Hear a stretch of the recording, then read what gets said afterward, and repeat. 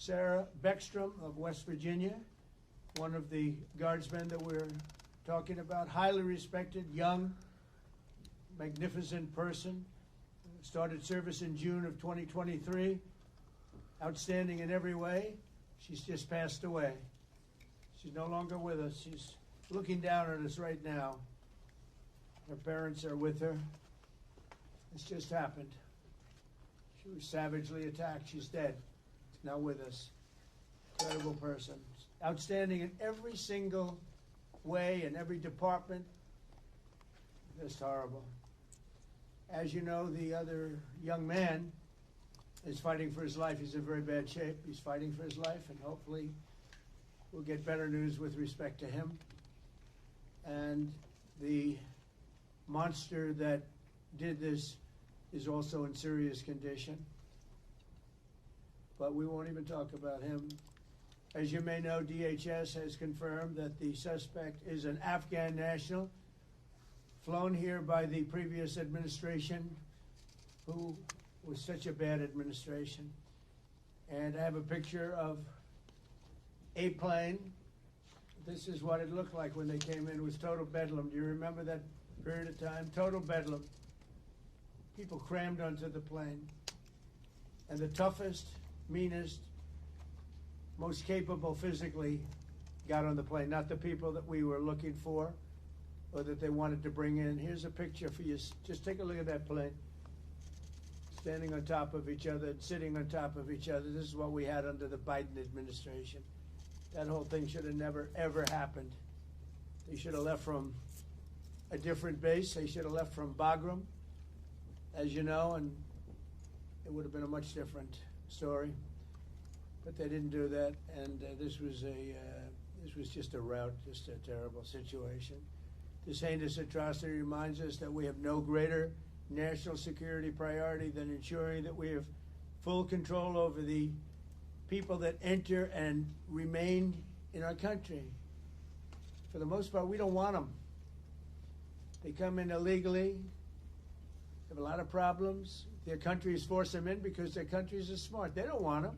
Let's give them to the Americans to take care of. They come out of jails in many cases, mental institutions, they're gang members, they're drug dealers. We don't want them.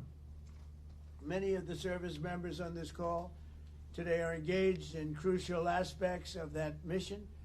And to each and every one of you, I just want to thank you so much. Incredible people. You make this sacrifice like few others understand. A lot of them don't even understand it. And you're keeping America safe and free. Our military is strong. My first term, I rebuilt our military, all aspects of our military. And in Afghanistan, we actually gave up a big chunk, but relatively, as much as it seemed like it's small compared to what we bought and to what we have and to what we're buying. We're spending over $1 trillion this year on our military. We have a military, the best in the world. We make the best equipment in the world. And we have the best people in the world. So joining us this evening are 6 units deployed across our hemisphere, representing every branch of the United States Armed Forces. First, I want to thank the members of Army's legendary 101st Airborne Division. You know, I've heard about that since I was a little boy.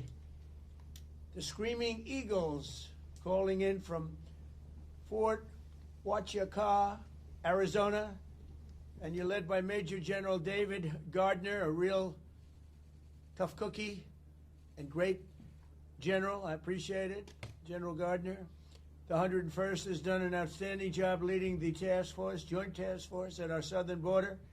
I mean, we have nobody coming in. They're not coming in. Under Biden, they were coming in by the millions. Now we have nobody coming in. We have a strong border. Nobody talks about it anymore.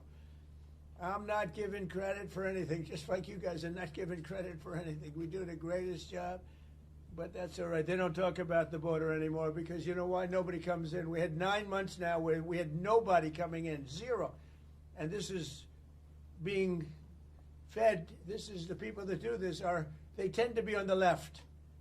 They'd love to say millions of people came in through Trump, and they actually said nobody came. Even I find that hard to believe, but they literally are saying nobody came in. And I hope people appreciate the job that you've done and the job that we've all done. But We're stopping the invasion of our country. We stopped it cold. And if you remember, Biden said, I need new legislation. You didn't need legislation. I didn't get legislation. What you needed was a new president. So with your help, we now have the most secure border in American history. It's the single most secure border in American history. So I just want to thank you. And the 101st, I want to thank you very much. The job you've done is amazing, working with all of our great people. We also have the men and women of the U.S. Navy serving as part of the Iwo Jima Amphibious Ready Group under Captain Christopher Farraker. And they're on board the USS Iwo Jima in the Caribbean Sea. Working right by their side are members of the 22nd Marine Expeditionary Unit led by Colonel Tom Trimble. Thank you very much. I think you waved to me because I can see you then. Let's see. There you are, handsome people. They're beautiful looking people. Thank you. Like Central I could put you in a movie right this second, and the three of you, and I think we'd have a top grossing movie. You don't have people like you in Hollywood.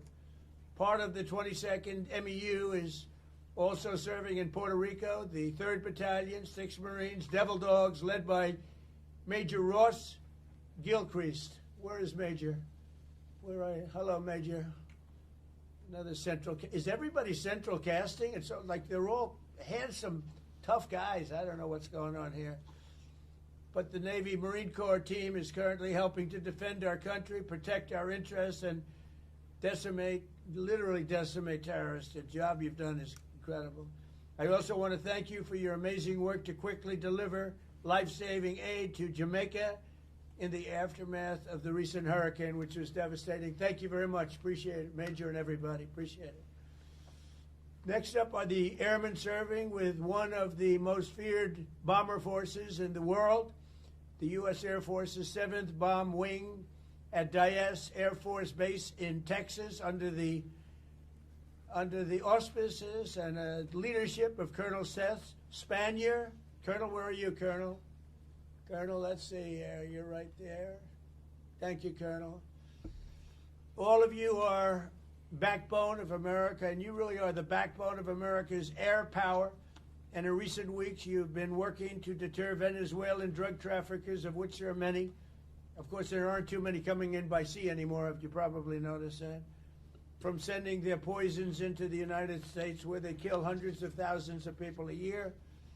But we're going to take care of that situation. We're already doing a lot. We've almost stopped. It's about 85% stopped by sea. You probably noticed that. People aren't wanting to be delivering by sea. And we'll be starting to stop them by land also. The land is easier. But that's going to start very soon. We warn them, stop sending poison to our country. We also have the 18th Space Defense Squadron at Vandenberg Space Force Base in California, headed by Captain Ryan Weber. Captain, where are you, Captain? Thank you very much, Captain. Great job. Every day you maintain American dominance on the high frontier. You're the guardians of one of the most important domains we have to protect, and you make us very, very proud of the job you do, Captain. Thank you. Finally, we have the great men of the Coast Guard, and I have to tell you, there are a lot of women in the Coast Guard now, too, and we're happy about that. United States Coast Guard aboard the Coast Guard cutter Forrest Rednar with Lieutenant Commander Alexis Wild. Alexis, where are you? Hi, Alexis. Alexis Wild at the helm, and I'm told that just last month, the Forrest Rednar intercepted a boat with lots and lots of illegal aliens off the coast of California. It was loaded, and then turned them over to the Customs and Border Patrol, and they did it so professionally. The people were very, very impressed with the job you did, Commander, so thank you very much. It was a great job, and thank you for defending our maritime borders with skill and with pride, and the job you do, amazing. So I want to thank all of you again for your amazing service to our country. God bless our warriors. God bless our heroes from West Virginia National Guard. What a group. I love West Virginia. And I want to wish everybody a very happy Thanksgiving. We have a country that we can be very proud of. I was with the King of Saudi Arabia, and he said, you know, sir, last year you had a country that was a dead country. We thought it was dead. And now you have the hottest country anywhere in the world, and it's true. And we're going to be having close to $20 trillion invested. That's record-setting by 10 times. Nobody's ever had anything like it. We're building plants. We're building factories, auto factories, AI plants, the whole thing with artificial intelligence. I don't know the word. I've never liked the word artificial. I don't know what artificials are. I think they ought to change the name. I've always said that's a lousy name to have, artificial anything, but it's a big business. And we're building more. We're leading China by a lot. We're leading everybody by a lot. We make the best military equipment in the world, and they're ordering it at numbers that nobody's ever seen before. But we're doing better than we've ever done before. We have the stock markets just hit, for the 48th time, an all-time high during the 9 months that I've been here, a little more than 9 months now. And so we have the hottest stock market ever. That's a big thing for 401ks and all of the millions of people with jobs and 401ks. Everybody participates in that. But it's 48 times in a little bit less than 10 months. 48 times we hit an all-time high. And I think we're going to continue, because when these factories that we're building from all over the world, they're coming because of tariffs. I think because of November 5th, the election result, but because of tariffs. And we're taking in hundreds of billions of dollars like we've never done before. And some of that's going to go back in the form of a sort of dividend to our people, but much of it's going to go toward reducing debt. And what it really goes for, and even better than the money we're taking in, is the fact that nobody's attacking our companies and taking them out, stealing them like they've been for many years. Because if they do that, they have to pay a tariff as they make products and sell them into our country. So we made deals with Japan. We made deals with South Korea. We made deals with the European Union, where they pay us hundreds of billions of dollars, and they participate. They're now building plants. Honda is building plants, and they're all, every car company from all over the world virtually is building plants now in the United States because they don't want to pay the tariffs. So there's never been anything quite like it. It's been amazing. So we're taking in, think of it, hundreds of billions. Next year it'll be $1 trillion or more. But we're taking in all this money, at the same time protecting our country, and we're respected again. They actually respect us. And they made the deals. I mean, they respect us, but they pay us. As an example, Japan, $650 billion. South Korea, $350 billion. European Union, $950 billion. And they are building plants now in the United States because they don't want to pay tariffs. So this is one of the biggest things economically that's never happened. Nobody's ever seen anything like it. And over the next couple of years, I think we'll substantially be cutting, and maybe cutting out completely, but we'll be cutting income tax. Could be almost completely cutting it because the money we're taking in is going to be so large. And yet, other countries who have been ripping us off for many, many years, and many years they've just been ripping us to shreds. China would take in $600, $700 billion a year, rebuild their military. And now we have a fair deal with China. We just met with President Xi. We have a great relationship. We have a fair deal. We take in a lot of money in the form of tariffs. But so many, even our friends, I mean, European Union, they're our friends. Japan, they're our friends. South Korea is our friends. They're now paying us hundreds of billions of dollars, and they're also paying tariffs to come in. We're not paying tariffs to go in there, by the way. They're paying tariffs, but we're not. So that's a total reversal. But we are benefiting like they used to benefit against us, but we're benefiting even more. So I just want to thank everybody for making all of this possible. Without you, well, you know, we don't have any defense, and boy, do we have defense. We have the strongest military anywhere in the world. We make, as I said, the best equipment, but we have, more importantly, we have the strongest military anywhere in the world, and you saw that with Iran, with those beautiful B-2 bombers. They totally obliterated the potential nuclear supply of Iran, and they did it in the dark of night with no moon, no light, no nothing. Early in the morning, they attacked. You couldn't see a thing, and every single bomb hit its mark. Every single bomb. The Atomic Energy Commission said it was total obliteration. Remember when some of the fake news tried to say, well, maybe it wasn't as bad. Well, it was much worse than anybody thought. And I want to thank those pilots and all of the mechanics and all of the people that serviced and worked on the B-2 bombers. We just ordered a lot more of them. And the reason we did is they were totally incredible, totally invisible. They were stealth. Nobody saw them. They knew they were coming, but they couldn't see them. And they dropped the bomb, and then one of the pilots, commander, said, "Skedaddle. Let's get the hell out of here." But they dropped those bombs, and they loved doing it. They were so honored. They said to me when they came to I invited them all to the Oval Office, including the people that take care of the machines, because, you know, they flew 37 hours both ways, 37 hours, and there wasn't a sputter from an engine. There wasn't a broken screw. There wasn't a problem. There wasn't a chipped piece of paint. It was a flawless mission. I want to thank General Raisin Kane for that and Pete Hegseth for that.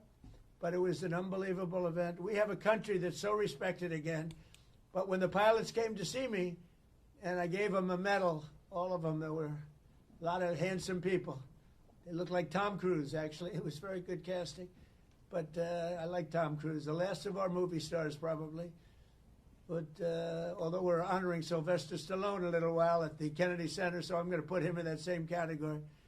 We have Sylvester Stallone and Tom Cruise. But I will tell you that they said for 22 years, "Sir, our predecessors and us wanted to make this attack." 22 years they wanted to make this attack, and they practiced it 3 times a year for 22 years, and no president gave them the approval to do it until you came along, sir. We want to thank you. I said, "Did you really enjoy it?" They said, "Sir, we loved it. We loved it." And these are brave men. These are from a different place than some of the people I know who aren't courageous. We have a lot of people that aren't courageous. These people were amazing in the job they did. So with that, I'm going to ask Lieutenant Colonel Charlie Rockwood, who's a highly respected young man, to speak to you. And if you have any questions, I'll answer them. Unlike Biden, he didn't take questions. But I take all the questions you want. You can ask me any damn question you want. And then we go and have a great Thanksgiving, because I don't know about you. You probably had your dinner already, but I didn't. And I know exactly what I'm going to have. Turkey, okay? I believe it's turkey. So, Lieutenant Colonel, if you would, you take over. Go ahead. Yes, sir. We're going to pass it over to Major General David Gardner from the United States Army.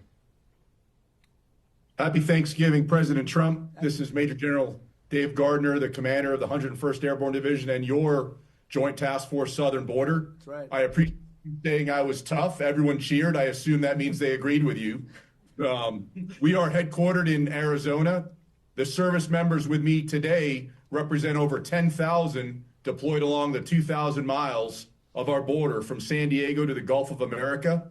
We support Customs and Border Protection, U.S. Border Patrol, and as you said, Mr. President, illegal aliens entering our country is at a historic low thanks to our collective efforts. Right. On the screen behind me, you may be able to see some of the images of us patrolling, reinforcing the border wall, and we're doing that 24 hours a day, 7 days a week, including today, Thanksgiving.